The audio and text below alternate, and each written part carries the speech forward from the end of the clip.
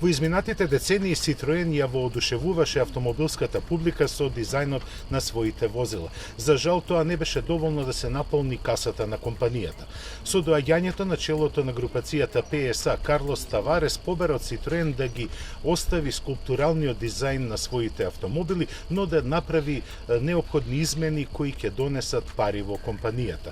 Во средината на животниот век на C4 Cactus направен е темелен редизајн. Овој автомобил сега има многу потешка задача во рамките на компанијата. Како прво, Citroen C4 Cactus има за задача да го замени хеджбекот C4. Исто така, C4 Cactus треба да пружи возачко искуство и удобност кое ниту еден мејнстрим автомобил досега не успел да го пружи.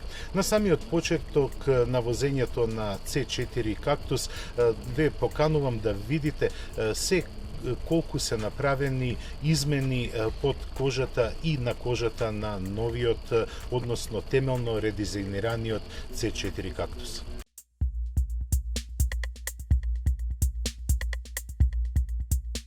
Бидејќи му е додаден потполно нов статус, Citroen C4 Cactus претрпе сериозен и темелен редизајн. Не се работи само за затегнувањето на брчките и олеснување на средновековната криза, туку се работи за технички дотерувања типични на нов автомобил. Моделот кој е донатор на Cactus оди во предвремена пензија.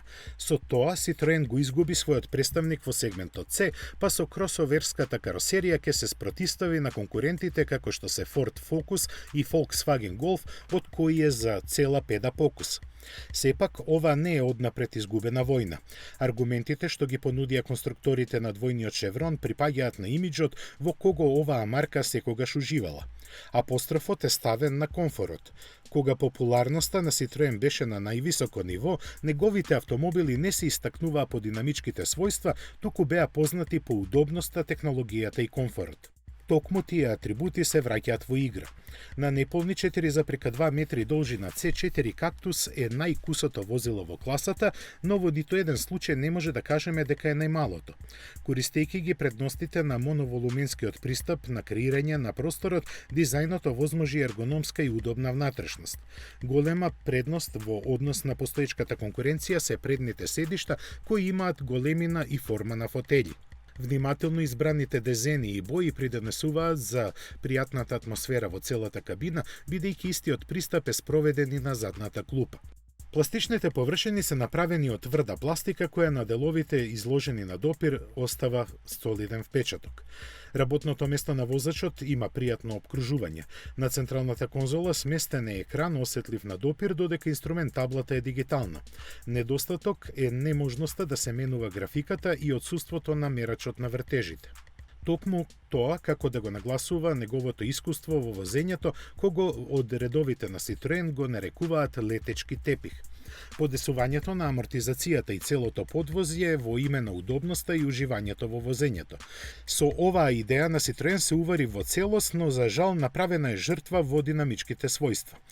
Целото внимание е сконцентрирано на врвната удобност која е поддржана со мекото, скоро воздушесто потпирање кое во урбани услови на возење е перфектно. Само од време на време може да се почувствуваат вибрации од нерамна површина во кабината, звучната изолација е во согласност на остварувањата во класата, а воланот весело ги прифаќа командите на возачот.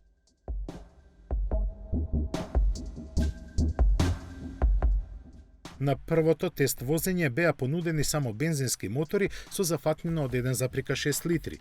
Комбинацијата со мануелниот 6-степен менувач нуди 130 конски сили, додека со автоматикот 20 коњи помалку.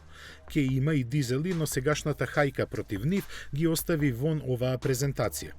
Комбинацијата на мануелен менувач и 130 коњи делува атрактивно и моќно. Токму ваквата верзија требаше да го формира моето првично мислење за C4 Cactus по виулестите патишта на Медитеранските Алпи. Навистина во возењето го почувствував ефектот на летечкиот тепих, но во свиоците премногу се чувствуваа бочните ветришта. Имено, каросеријата премногу се навалува под дејството на инерционите сили. Тоа не се одразува на прецизноста на управувањето, но сепак провоцира чувство како да се борите со возилото и дека во секој момент ќе почне да надуправува. Можеби и јас претерував со брзината на возењето поради предизвикот на алпските маршрути. Следниот ден ја возе верзијата со послабиот мотор со автоматски менувач. Впечатокот дека се жртвувани динамичките својства во однос на удобноста ми останаа.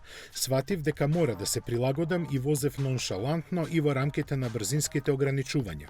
Тогаш ја сватив пораката на Citroen дека во возењето треба да преовладува удобноста и релаксираното чувство при патувањето. Само толкава релаксираност на мене лично има спротивен ефект. Со храбриот скулптурален дизајн, нагласената удобност и добриот избор на мотори, C4 Cactus покажува дека е подготвен да делува на сите пазари и за сите вкусови. Овој пат целта се повторно жените, а од посилниот пол фокусирани се метросексуалците, односно мажите кои бараат женска нежност, но во возењето. Во пресрет на македонската премиера, која треба да се случи месецов, се уште не ни се познати цените за кои увозникот Автонова се бори да бидат попривлечни за домашниот купувач.